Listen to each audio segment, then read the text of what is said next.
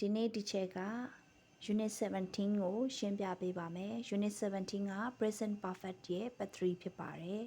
ဒီမေးဖြေလေးတွေကိုကြည့်အောင် have you been to Rome yes I have many times have you ever been to Japan no I have never been to Japan ဂျပန်ရောက်ဘူးလားမရောက်ဘူး we use the present perfect when we talk about a time from the past until now ဟာတော့ present perfect မှာဆိုလို့ရှိရင်ဒီချေတို့ကအတိတ်ကနေစပြီးတော့အခုချိန်ထိအောင်ဖြစ်ပျက်နေတဲ့ဖြစ်ပျက်တွေကိုသုံးပါတယ်เนาะအဲ့တော့ဒီအောက်ကနမူနာလေးတွေကြည့်အောင်เนาะ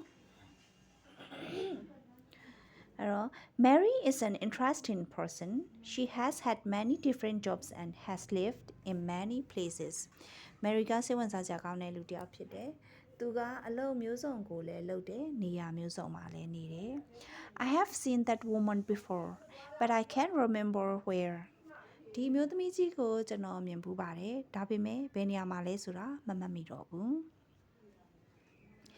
ဒီမှာတော့ present perfect plus ever and never present perfect ကို ever never နဲ့လေတွဲသုံးပါတယ်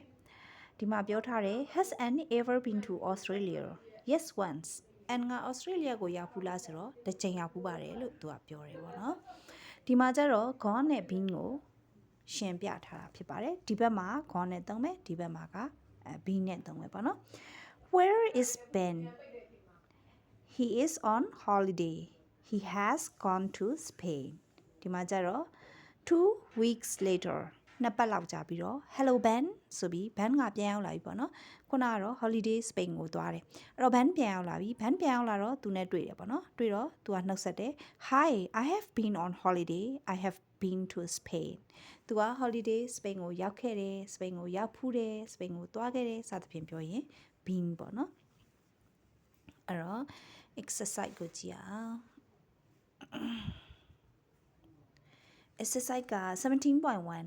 you are asking Helen questions beginning have you ever အဲ့တော့ Helen ကိုမေးခွန်းလေးတွေတချို့မေးပေးရမယ်မေးခွန်းလေးတွေကို have you ever နဲ့စပြုပြီးမေးပေးရမယ် write the questions မေးခွန်းတွေရေးပါတဲ့1နဲ့2နဲ့ကိုနမူနာလုပ်ပေးထားတယ် B London လို့ပြောတယ်အဲ့တော့မေးလိုက်တယ် have you ever been to London no never လို့သူကပြန်ဖြေတယ် play golf လို့ရေးတယ် have you ever played golf yes many times လို့သူကလည်းပြန်ဖြေတယ်နံပါတ်3မှာ B Australia လို့ပြောတယ် have you ever been to Australia လို့မေးပေးရမယ်သူကလည်းပြန်ဖြေတယ် yes once လို့ပြန်ဖြေတယ်နံပါတ်4မှာကျတော့ lose your passport အဲ့တော့ဘယ်လိုမေးပေးမလဲဆိုတော့ have you ever lost your passport အဲ့တော့ passport ပျောက်သလားပျောက်ဘူးသလားပေါ့နော်အဲ့တော့ဒီမှာ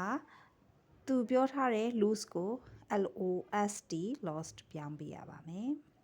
17.2 write sentences about Helen အကြောင်းကိုစာကြောင်းလေးတွေရေးပေးရမှာဖြစ်တယ် look at her answer in exercise 17.1 17.1 မှာတော့သူဖြေထားတဲ့ answer လေးတွေကိုကြည့်ပြီးတော့ကိုကရေးပေးရမှာဖြစ်တယ်เนาะနံပါတ်1ကနမူနာပေးထားတယ် B New York she has been to New York twice New York ကို2ကြိမ်ရောက်တယ် Helen က New York ကို2ကြိမ်ရောက်တယ်နံပါတ်2က B Australia ကိုရောက်ဘူးသလားမရောက်ဘူးလားဆိုတော့ yes once လို့ပြောထားတယ်အဲ့တော့ she has been to Australia once လို့ရေးပေးရမယ်ပြီးကြတော့နံပါတ်3 win a race အဲ့ဒါနိုင်လားမနိုင်ဘူးလားဆိုတာသူဒီမှာဖြေပေးထားတယ်အဲ့တော့ကိုကအဲ့ဒါလေးကြည့်ပြီးရေးပေးမယ်အောက်ကကျတော့ကြည့်ရအောင် now write about yourself ကိုကနာကိုရေးပေးရမှာเนาะ how often have you done these things ဟောဒါကိုမေးလိုက်တာအဲ့တော့ B New York တဲ့ New York ကိုရောက်ဘူးသလားတဲ့အဲ့တော့ဒီချက်ကတော့ဖြေလိုက်မယ် I have never been to New York ကိုမရောက်ဘူးပါဘူးအဲ့တော့ကျန်တာလေးလည်းဖြေကြည့်ကြပါ 17.3 က Mary is 65 years old Mary က65နှစ်ရှိပြီ She has had an interesting life what has she done ဟောသူမှာစဝင်စားကြကောင်းတဲ့သူ့ရဲ့ဘဝအကြောင်းကိုဒီမှာရေးပေးထားတယ်အဲ့တော့ကိုကဒါတွေနဲ့တွဲပြီးဖြေပေးရမယ်ဒီမှာ have do travel be write meet ဒီဘက်ကတွေကတစ်ခုပေါ့နော် all over the world many different jobs 10 books a lot of interesting things a lot of interesting people married 3 times စသဖြင့်ရေးထားတယ်ဒီထက်ကလည်းတစ်ခုပေါ့ဒီလိုတွဲပေးရမယ် နံပါတ်1ကနမူနာလုပ်ပေးထားတယ် she has had many different jobs ဟောသူအဲ့လိုပေးထားတယ်နံပါတ်2ကကြတော့ဒီချက်တို့ဘာရေးပေးမလဲဒီချက်ကတော့တွဲပေးလိုက်မယ် she has traveled all over the world she has traveled all over the world အဲ့တော့ travel ကိုဒီချက်ကဒီထက်ကနေယူသုံးလိုက်တယ် she has ကဒီချက်တို့ထည့်ပေးရပါမှာအဲ့တော့ she has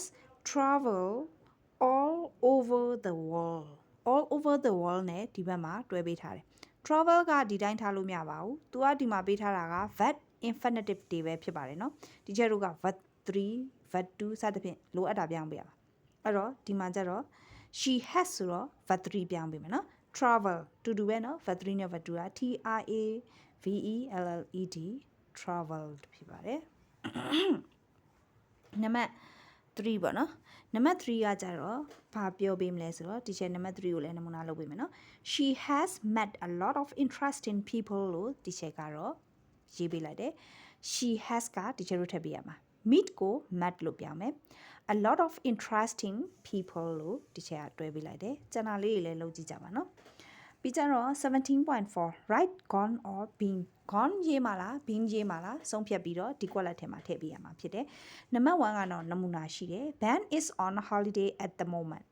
he has gone to Spain အဲ့တော့သူက Spain ကို holiday သွားတယ်ပေါ့နော်အဲ့တော့ဒီဘက်ကနံပါတ်2နံပါတ်2က have you ever ဆိုပြီးတော့ quality to Mexico no never လို့လည်းပြန်ဖြေထားတယ်အဲ့တော့ဒီနေရာမှာ been ထည့်ရပါမယ် have you ever been to Mexico number 3 က my parents aren't at home at the moment they have ကွက်လက်အောက်ဆိုတော့ gone ထည့်ပေးရမှာဖြစ်ပါတယ် number 4 ကျတော့ there's a new restaurant in town have you ကွက်လက် to it ဆိုတော့ been ထည့်ပေးရမှာဖြစ်ပါတယ်အဲ့တော့ကျန်တာဘာကြမ်းလဲဆိုတော့5 6 7 8နော်အားလေးတော့ကိုယ်တိုင်လုပ်ကြည့်ကြပါလို့ verb form ကိုတေချာချက်ပါနော် verb form ကအဓိကကြပါတယ် verb form ကိုတေချာချက်ပါ verb form ရောက်လို့ရှိရင်တော့ဒီဟာလေးတွေကိုဒီပု္ပ္ပစာလေးတွေကိုဖြည့်ရှင်းနိုင်မယ်လို့ထင်ပါတယ် is enough for today အားလုံးပဲ grammar ကိုပိုင်ပိုင်နိုင်နိုင်ရကြပါစေ